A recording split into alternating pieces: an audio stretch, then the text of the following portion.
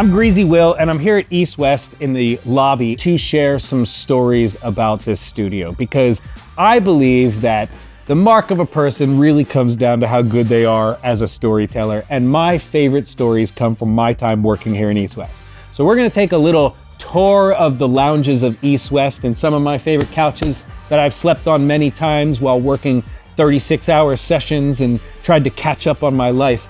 And we're gonna tell some studio stories. My best time in Studio One, I've had so many good ones. Like, we did the 2020 experience in Studio One. This was so cool doing that. It was all these Motown guys. We did strings for Muse in Studio One. I worked on a lot of really cool stuff in Studio One, but easily my favorite is probably the Adam Cohen session that I did with Bill Bottrell and Pat Leonard. Bill Bottrell is legendary producer engineer. He did the rap on Black and White, like for Michael Jackson. He worked with Michael Jackson. He worked with ELO. He worked with Sheryl Crow. He worked with just so many people throughout his career. He was so good and a master of everything. He was one of my favorite engineers to ever sit and watch work. It was him and then Pat Leonard, who was the piano player and the producer behind some of Madonna's best hits, right? Some of her biggest stuff.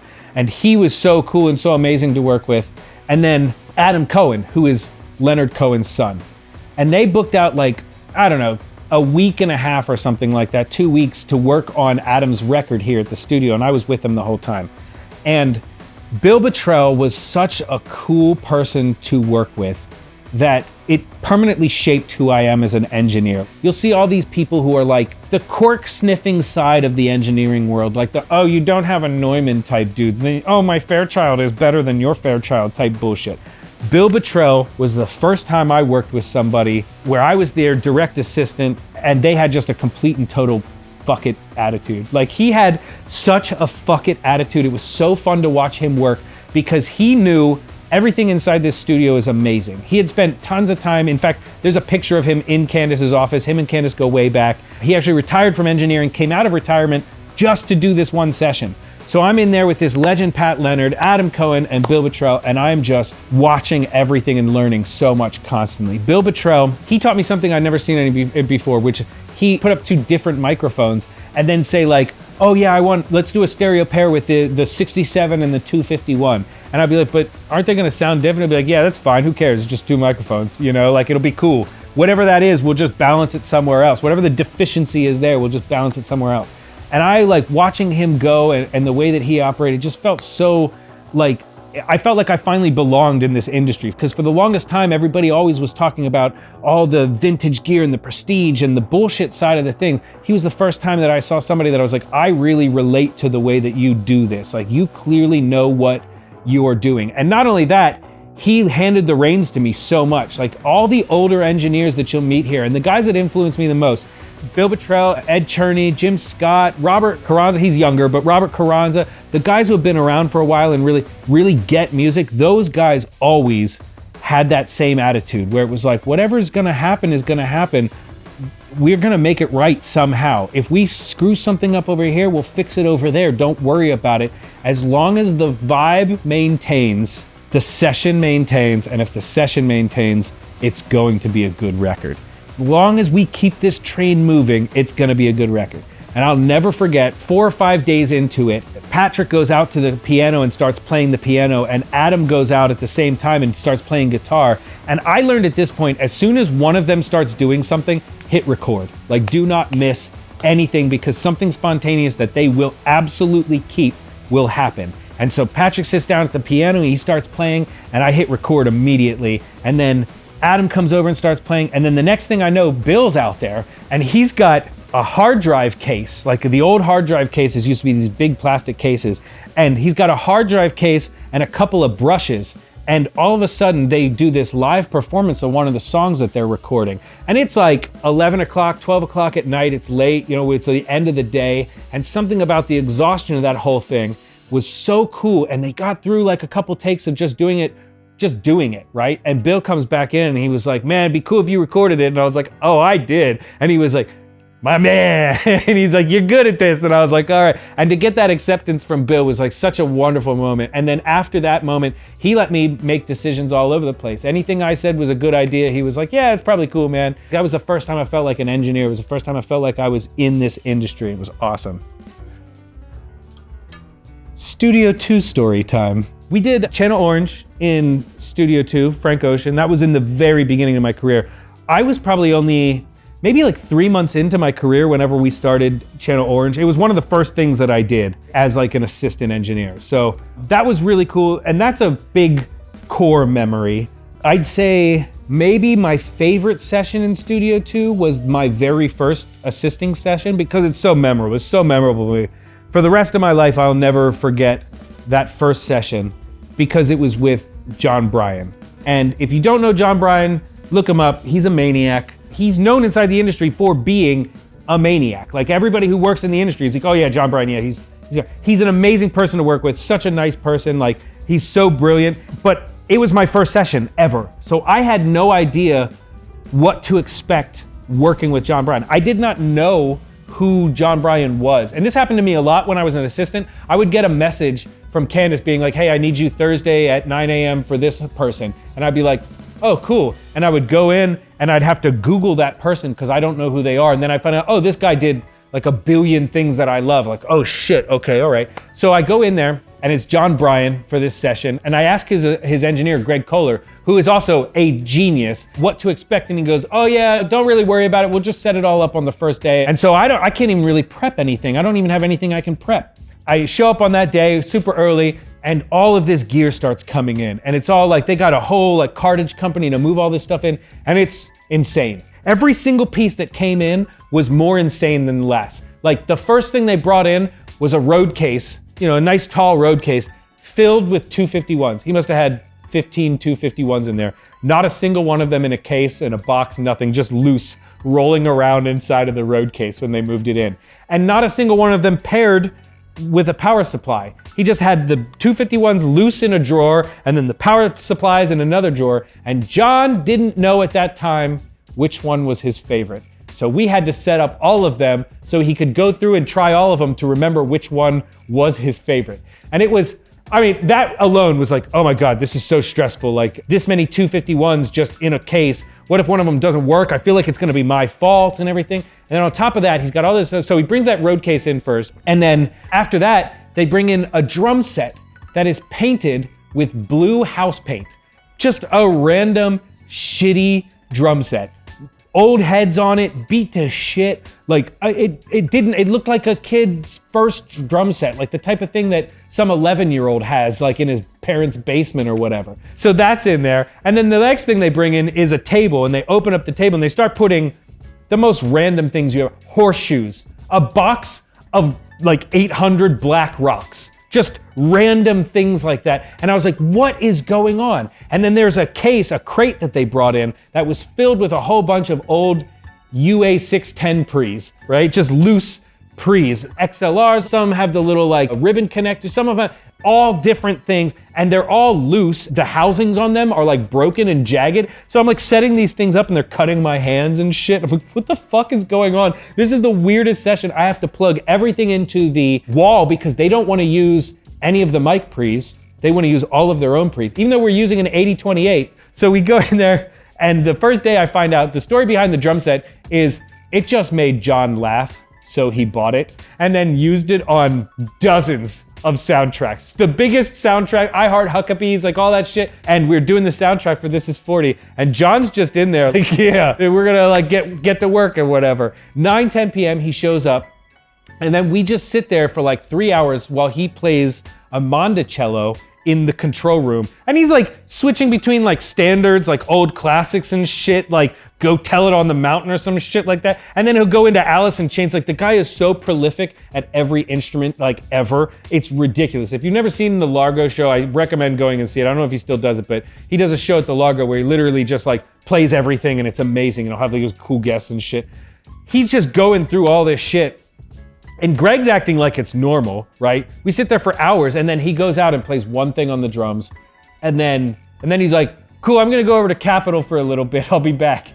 And it's like 4 a.m. at this point. And he's like, I'll be back in like 3 hours. I'm like, okay, do I just stay here? I don't even know what to do. This is my first session in the fucking audio industry. I had no idea that this shit was like this. So I'm like baffled by the whole thing. I have no idea what to expect from him anymore. We did this for like a solid 2 or 3 weeks working in the studio. Sometimes someone random would, like the Punch Brothers or something, would show up and they would just play and then leave, and it was just, and hang out for a little while, talk shit, and then they just go.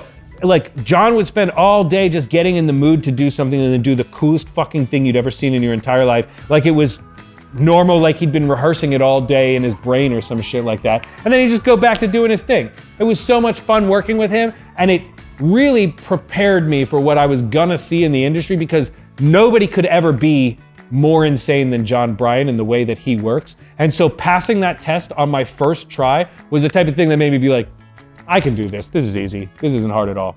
I think my favorite Studio 3 story is probably, well, there was a time where they were filming the Brian Wilson biopic in Studio 3, and during that time we were also getting like visits, like Brian Wilson came in and like all the Beach Boys came in at some point in time because they were trying to check out the stuff and the accuracy of everything. And Paul Dano was playing Brian Wilson, and he came into the studio one night and I got to give him like a tour and everything, and we talked all about like Brian Wilson. At that time I was getting to be a very big Beach Boys fan. I was falling in love with Pet Sounds, and so we got to talk about all these cool things. And then during the process of filming the movie, they basically recreated 1965 Studio 3 inside that room. It was actually coincided with fixing the Studio 3 problems that we had been dealing with. And so it was a perfect timing because we got 3 weeks to shut everything down in Studio 3, take all the modules out, address all the issues in Studio 3, while also them shooting this movie in there. And they went for historical accuracy all the way down to having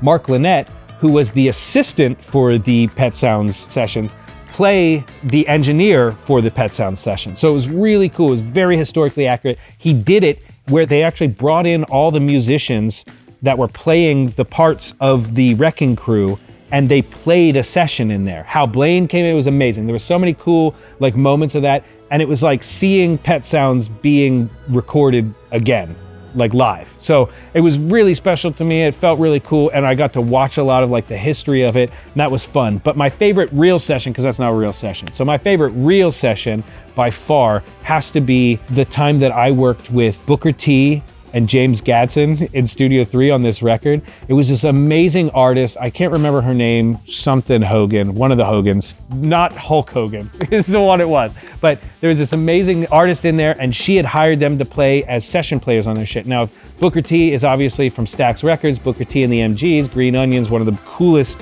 organ songs that's ever been fucking written, probably the only cool organ song that's ever been written, but one of the coolest, if not legend in the music industry. And then James Gadson, obviously from Motown, and literally everything from Motown until now, who has done so many cool things. And so those two playing live together in Studio 3, and we did, I don't know, 8 or 10 songs or something like that, and they just jammed out all day. And it was so cool to me because it was one of the first times I got to be really like in the room with legends, like guys that have been around since the fucking beginning of recorded music pretty much, and are the basis of all the stories that I think about whenever I, like Stax Records to me is one of the most legendary studio stories in the history of music.